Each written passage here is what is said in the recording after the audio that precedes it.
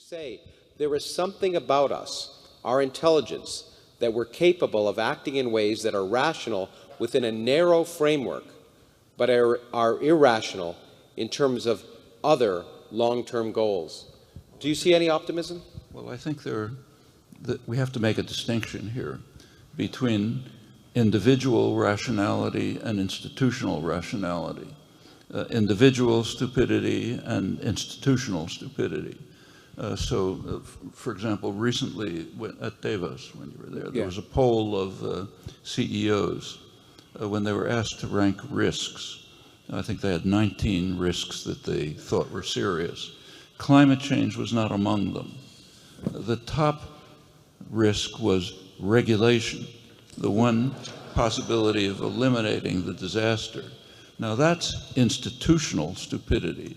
If you had asked those individuals, what do you think about climate change?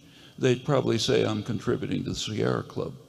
As individuals, they may be perfectly rational and sensible, but in their institutional role, there are certain requirements that they must meet.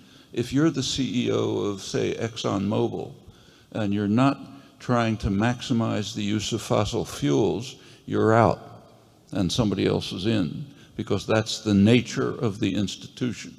In these kind of quasi-market systems in which we live, transactions ignore externalities.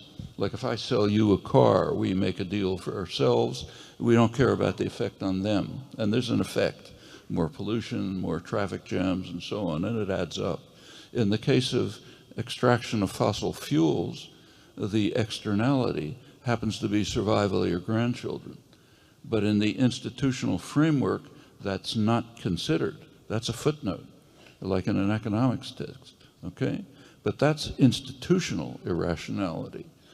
Individual rationality is different, which means that we as individuals have the capacity to modify and overcome the institutions that are driving us to disaster.